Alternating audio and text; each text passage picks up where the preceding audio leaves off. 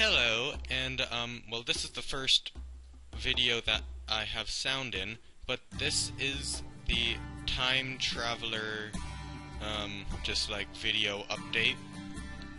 So, really I haven't done too much since the last time we did one of these, besides future stuff, but I now have added capes. This is probably the developer one, because it's just, I don't know, I just picked one out of the two. There really wasn't much reason in that. But, yeah, so, capes. And now the more important thing that I've added is, if I can remember where I put it, is the paradoximer. Now, expands ORs when you go to the future. So I have set up down here a little test thing, where you can see all the ORs, and you probably saw some when I was falling down there.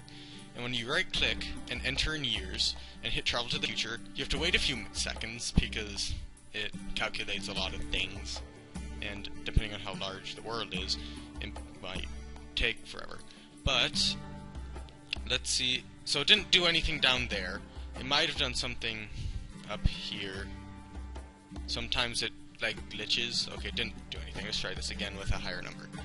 Sometimes it glitches and it doesn't actually send you to the future, so quote unquote, it like glitches out and doesn't quite do it. So it'll expand some of them, but not all of them, and it's supposed to do it with every chunk, but sometimes it doesn't. So now let's just test with 3, and this is going to take it a bit longer because how it works is it gets all the active chunks that are loaded, which is basically the same thing, and it goes through them block by block, and when it finds an OR, it expands the OR randomly in a direction. So, but that means that it has expansion issues, like it'll expand on forever, but that's not very problematic for some reason. Oh, like here. Okay, so it expanded now. So you can see that the ORs have spread, that were up here already, have spread a bit into the ground, like that, and there. These do it too, which is a slight problem. The ones in the structures do expand, which I haven't figured out how to not make them expand. I might just make them not be able to expand into any of these blocks, which might just actually be the easier way to do it. But if I fly down here, you'll also notice there's like no lag. Well, there's some, but there's not really a gigantic amount. But these ORs suddenly all loaded, but these also have expanded a bit, like a little. It's not supposed to be a whole lot, because I'm still trying to get it balanced with the, well, I guess all the rest of the things, because the consequence for you mining an OR in the future will simply be that the OR is taken, and you just get points added, paradox points added onto you. So you'll build up a ton of those. If you mine like these diamonds, you'll probably end up killing yourself. But I haven't really thought of many sort of consequences for doing this, and just like mining the ORs and going into the future. So that's something I'm pretty much still working on, because as I said, this is a work in progress and it takes a while to get stuff done.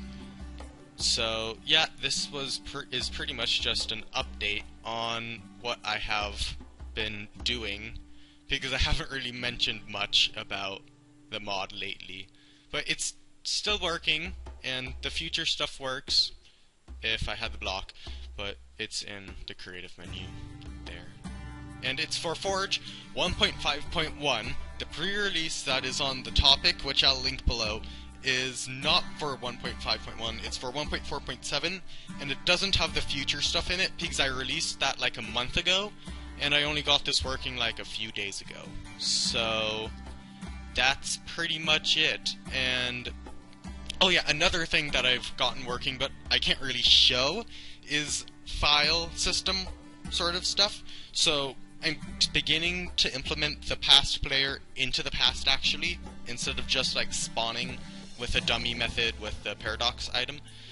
So eventually it'll just go through until a certain point, and that certain point has a certain line at the end of it that's like stop or something, and when it reads that line, it'll probably have a little bit of synchronization issues, but it'll use basically the past player as a way to know if it's done with the world, well, not done with the world, done with the time, besides the little counter that appears in the corner. And so then it doesn't like get out of sync, and you don't want it to get out of sync very bad, because yeah, just stuff gets messed up. But yeah, this is on that stuff, and yeah, see ya.